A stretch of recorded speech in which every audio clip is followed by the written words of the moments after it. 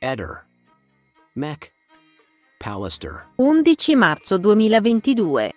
Conoscevo Liliana dal 2015 per rapporti di vicinato. Nel 2019 io ed il mio convivente Nasti Salvatore abbiamo iniziato a frequentare Liliana ed il marito Sebastiano, in quanto assieme a loro abbiamo fatto diverse gite in bicicletta e da lì è nata una amicizia tra di noi. La Resinovic non mi aveva mai confidato aspetti della sua vita sentimentale.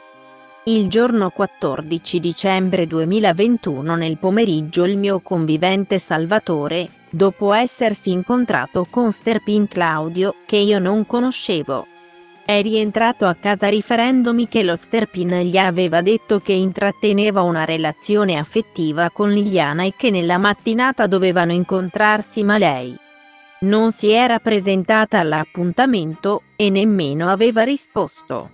Per tale motivo lo Sterpin, temendo che le fosse successo qualcosa, aveva chiesto l'aiuto di Salvatore per cercare di contattare Liliana. Cascata letteralmente dalle nuvole, ho pensato di verificare la notizia appena appresa direttamente attraverso Liliana, mandandole un messaggio WhatsApp con il quale la invitavo a casa mia per farle un regalo. Dopo 5 minuti circa ricevevo una chiamata dal telefono di Liliana, alla quale rispondevo venendo a conoscenza che il telefono era in quel momento in uso a Sebastiano, il quale nella circostanza mi informava che Liliana non era in casa e dalla mia affermazione che le volevo consegnare un regalo, Sebastiano mi invitava a raggiungerlo a casa sua, cosa che ho fatto assieme al mio convivente. Raggiunto Sebastiano, quest'ultimo ci ribadiva che Liliana non era rientrata a casa e alla mia domanda su quali fossero gli usuali orari del suo rientro lo stesso mi rispondeva che era solita rientrare corso le ore 15:30-16, aggiungendo che generalmente durante il corso delle giornate non si sentivano, abitudine del quale io ero già a conoscenza. Questo accadeva vero le ore 17:45 circa. Nei giorni successivi ho appreso da Sebastiano che il martedì ed il mercoledì Liliana li dedicava ai suoi interessi personali senza dover rendergli conto di ciò che faceva, così come, peraltro, faceva lui.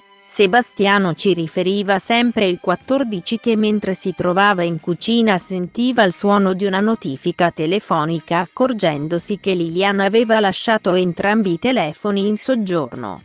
A quel punto chiedevo a Sebastiano se sapeva com'era vestita Liliana e se si fosse allontanata con i propri effetti personali, tra i quali la sua borsa. Sebastiano mi rispondeva di non essere in grado di riferire in merito, dicendomi che l'ultima volta che l'aveva vista era la mattina quando lui era uscito di casa.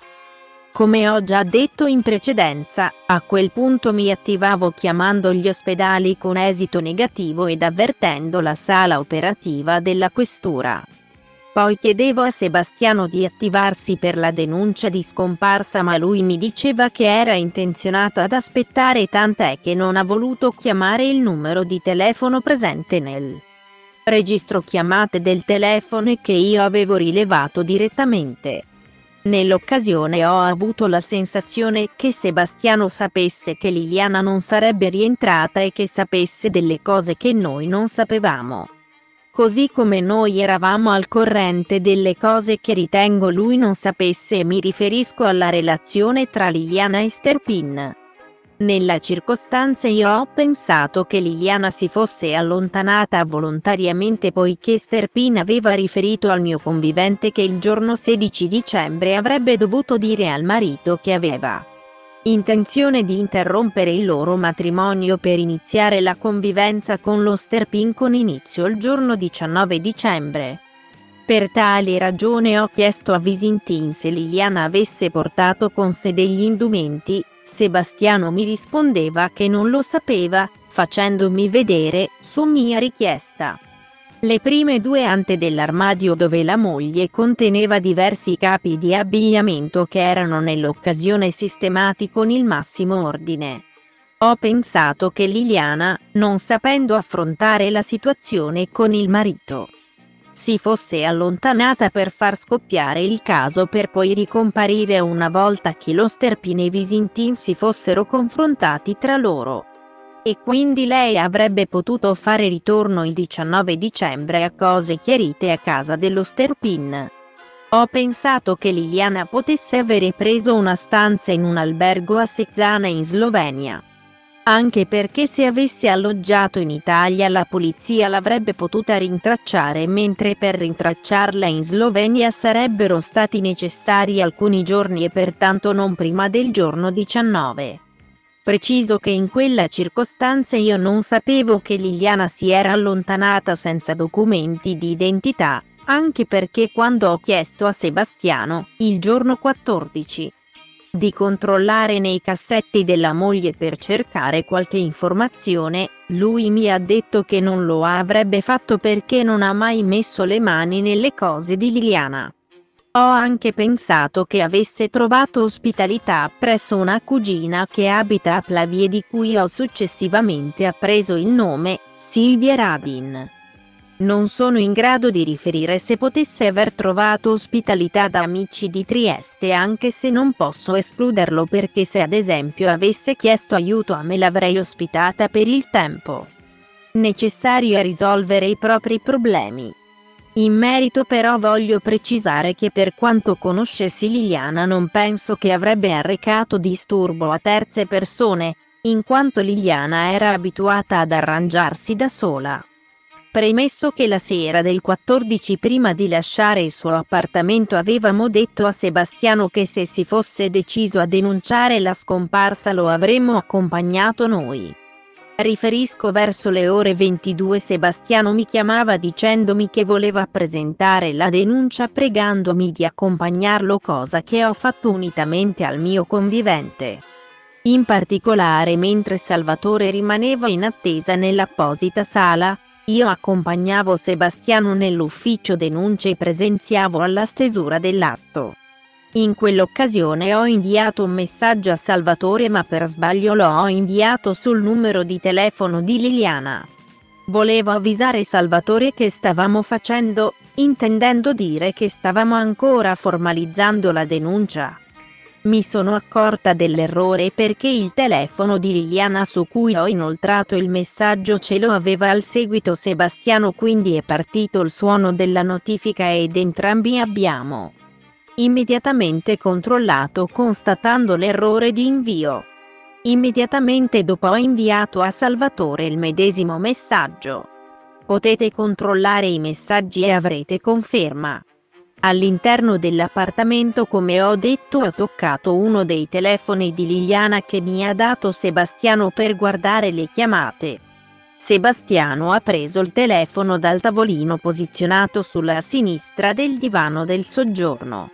Non sapevo che Liliana aveva una copia delle chiavi di riserva del proprio appartamento, né che portava con sé bottiglie d'acqua all'interno della propria borsetta. Liliana portava sempre la fede al dito. Liliana mi aveva detto che saltuariamente si incontrava per un caffè con un amico che abitava in zona Sottolongera. Sterpin nei giorni successivi, quando glielo avevo detto anche a lui, mi ha indicato che potrebbe trattarsi di Covalero Fulvio, ma Liliana non mi aveva fatto nessun nome. Non so se Liliana frequentava alcuni luoghi specifici nel rione di San Giovanni. Non ho sentito o visto litigare Visitin Sebastiano e Resinovic Liliana il giorno 14 dicembre 2021 nei giorni precedenti la scomparsa. Nella zona dell'ex OPP, io e il mio convivente ci passiamo giornalmente per portare a passeggio i cani. Passeggiamo nella zona del Parco delle Rose e quelle dove si trova l'ex teatrino Basaglia. Né io né il mio convivente abbiamo effettuato ricerche nella zona in cui Liliana è stata ritrovata nei giorni della sua scomparsa o in altre. Salvatore, alcuni giorni prima del ritrovamento del corpo di Liliana, ha pensato che le ricerche erano state effettuate in alcune zone boschive ma non nell'area dell'ex OPP e perciò l'ho fatto presente allo Sterpin che poi lo ha riferito qui in questura. La coppia Visintin-Resinovic è stata definita una coppia aperta, A tal proposito posso riferire che ho appreso da Laura Grassi che in un'occasione, presso una sauna, uno sconosciuto avrebbe allungato una mano verso Liliana. Laura, nella circostanza, aveva fatto notare ciò a Visintin che nell'occasione rispondeva che loro erano una coppia aperta. Domenica 6 marzo ho contattato tutti i profili di amicizia del profilo Facebook di Liliana, con l'intenzione di avere informazioni su di lei che potessero tornare utili per il caso. Tra le tante persone che mi hanno risposto volevo evidenziare che una di queste, tale Maria Luisa, mi aveva riferito di aver incontrato la coppia Visintin-Resinovic Grado la domenica precedente la scomparsa, domenica 12 dicembre. Questa Maria Luisa era un'amica di infanzia di Liliana ma non la vedeva da tantissimo tempo, tanto che lei aveva un vecchio numero di Liliana non più in uso.